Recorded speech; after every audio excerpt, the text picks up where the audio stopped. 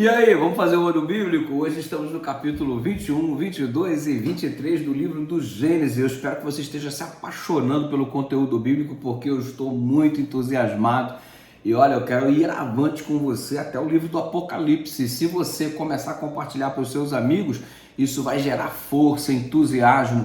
E se você está começando hoje, fica triste, não, pastor, estou começando hoje, não vou mais em frente, não. Ei, cada parte que você estudar é um conteúdo que está valendo a pena, independente se você assistiu do passado ou não. Afinal de contas, o conteúdo de hoje te gera lições para hoje e isso já é super válido em nome de Jesus. Só para você ter uma ideia, o capítulo 21 começa falando sobre o nascimento de Isaac, ou seja, é o cumprimento da promessa que foi aguardada aproximadamente há 25 anos. E Deus dando o cumprimento de sua palavra para Abraão, que chegou a enfiar os pés pelas mãos por acreditar que a promessa não se cumpriria. E o resultado é que ele juntou com a concubina H pelo conselho da própria mulher. O lá virou um inferno, já falamos sobre isso. E agora, no capítulo 21, o menino Isaac, que significa risada, nasce porque a Sara, aos 99 anos de idade do seu marido, quando ele recebe a notícia de que seria o papai, ela seria a mamãe, ela riu. Então, por causa disso, se chamou Isaac. Motivo de riso, né? Mas olha a promessa sendo cumprida aí. O risadinha chegou para trazer muitos sorrisos aos lábios dos servos de Deus.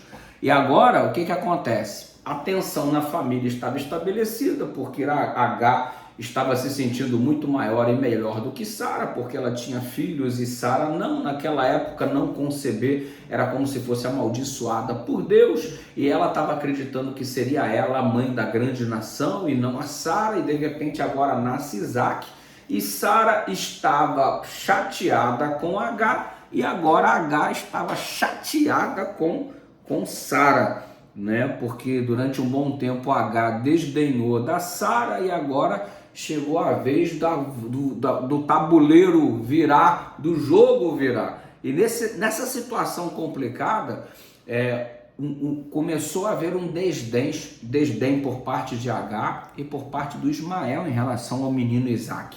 E aí a situação se tornou muito tensa e Abraão agora, juntamente com Sara, estava colhendo os frutos daquilo que eles haviam plantado de errado.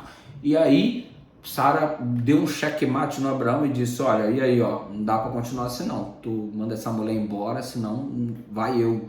Ou seja, mandou a real, mandou um checkmate, porque ela mesma não conseguiu administrar um problema que ela mesma havia sugerido.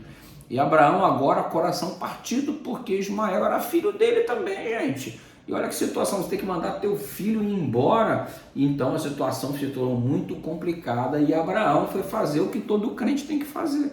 Foi conversar com Deus para resolver em oração.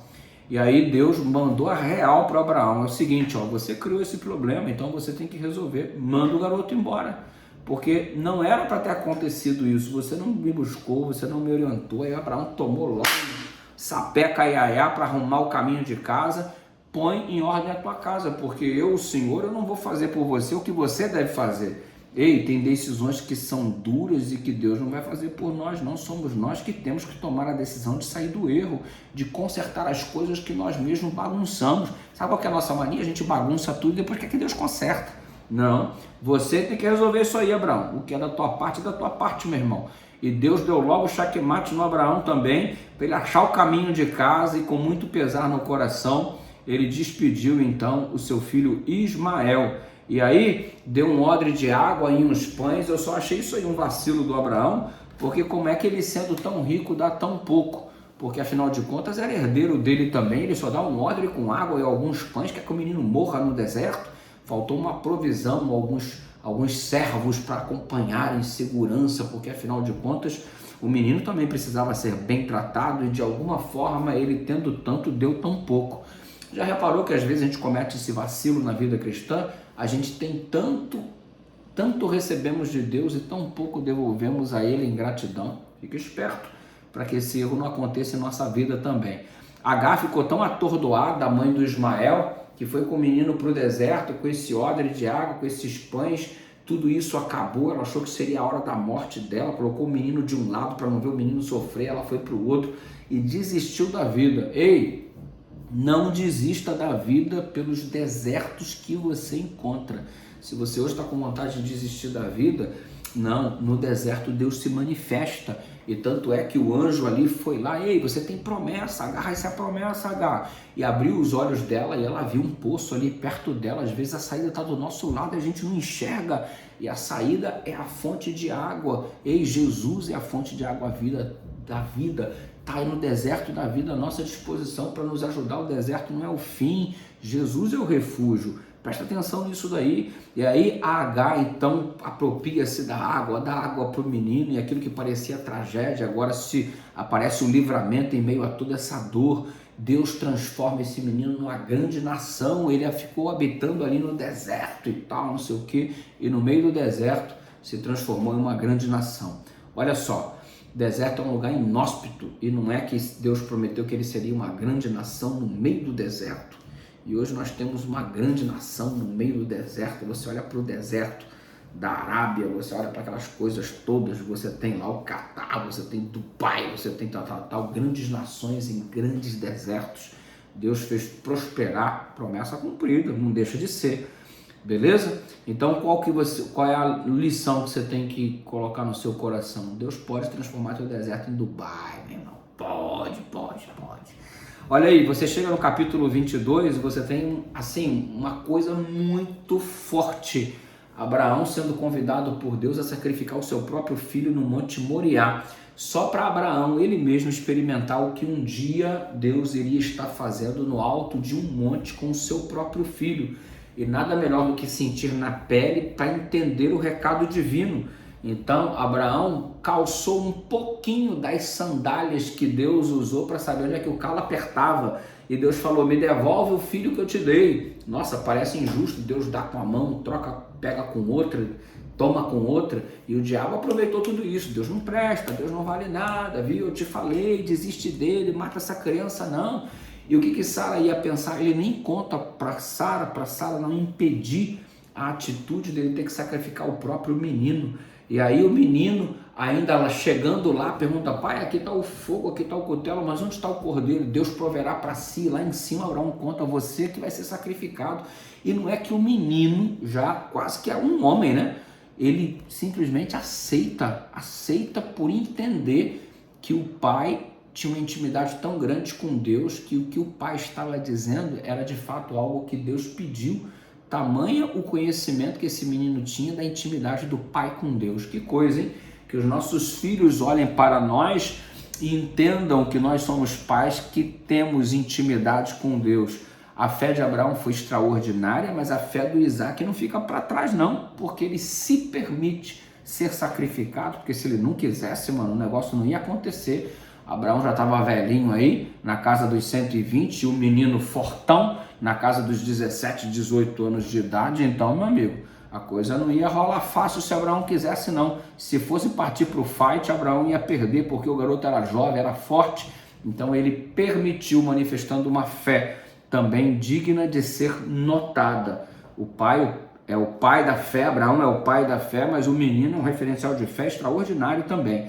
Tudo isso foi uma pedagogia divina para Abraão entender todas estas coisas e entender que o maior presente não foi nem Isaac que ele recebeu, o maior presente foi o Cordeiro de Deus que tira o pecado do mundo, que foi morto na cruz do Calvário para não só salvar o Isaac, mas para salvar toda a humanidade. Que coisa extraordinária, né? E você percebe que o diabo aproveitou toda essa circunstância de 3 dias, a caminhada mais difícil da vida de Abraão, para tentar fazê-lo desistir de ser um adorador fiel de Deus. E é o que o inimigo faz hoje, está aí no pé do teu encalço aí, no pé do teu ouvido, dizendo que não vale a pena ser adorador de Deus, que Deus é injusto, que Deus não é bom, que Deus é isso, que Deus é aquilo. E o Abraão não deu ouvidos. E você vai ficar dando ouvido a essa conversa fiada do diabo e vai desistir de ser adorador de Deus só porque você está no meio do deserto, na caminhada mais difícil da sua vida? Creia em Deus, porque no final ele vai te dar a vitória. O anjo impediu Abraão, mas no Calvário, quando o Filho de Deus foi sacrificado, os anjos não puderam impedir, foram desautorizados por Deus. Deixa o meu filho morrer. disse Deus, porque é para salvar toda a humanidade. Os anjos quiseram intervir e foram proibidos por Deus. Lá no Moriá, o anjo impediu Abraão de sacrificar Isaac, lá no Calvário. Os anjos não puderam impedir. Que coisa, hein? No capítulo 23, que é o último da leitura de hoje, temos a morte de Sara, a mulher amada de Abraão. Abraão vacilou um pouco com ela, mas qual é o casal que não comete erros, né? Mulher que comete erro com o marido que comete erro com a mulher, mas eles se amavam. É uma linda história de amor, Abraão e Sara. E o pai da fé chorou. E o fato dele ter chorado não significa que por isso ele não tinha fé. O fato de você acreditar em Deus não desprover você de sentimentos, especialmente o de saudade. Quando se perde um ente querido, a gente sente saudade, se emociona, chora, e isso não significa falta de fé, mas significa que a gente tem sentimento, tem coração. E em meio a tudo isso, apesar de Abraão saber que um dia poderia vê-la, ele ainda assim chorou. E chorar, sofrer, né, entender as perdas que temos na vida não se constitui falta de fé. Somos seres humanos movidos de sentimento. O que importa é acreditar que Deus continua, levantar a cabeça, prosseguir a caminhada. E ele prosseguiu a caminhada mesmo, mano. Prosseguiu tanto que, olha, daqui a pouco não é que ele casou de novo? Vida segue, irmão, vida segue, viúva é quem morre. O Abraãozão aí, ó, velho de dia, já idoso, mas arrumou uma outra mulher e casou e ainda teve mais filhos. E danadinho, bichinho tem saúde, hein, mano? Tem saúde esse tal de Abraão.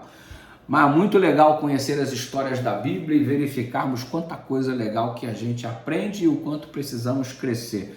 Que Deus nos ajude nessa jornada. Eu espero que você esteja gostando do ano bíblico, que você recomende para todo mundo. E olha, degusta as histórias da Bíblia, porque são extraordinárias. Estou dividindo com você aqui alguns pontos de vista, mas há muito ainda mais para se aprender no conteúdo. E você pode explorar bastante isso em nome de Jesus. Eu não sou a palavra final, não sou o dono da verdade, mas estou apenas compartilhando alguma coisa que está no meu coração. Espero que seja boa para você. Em nome de Jesus. Beijo no seu coração. Tchau.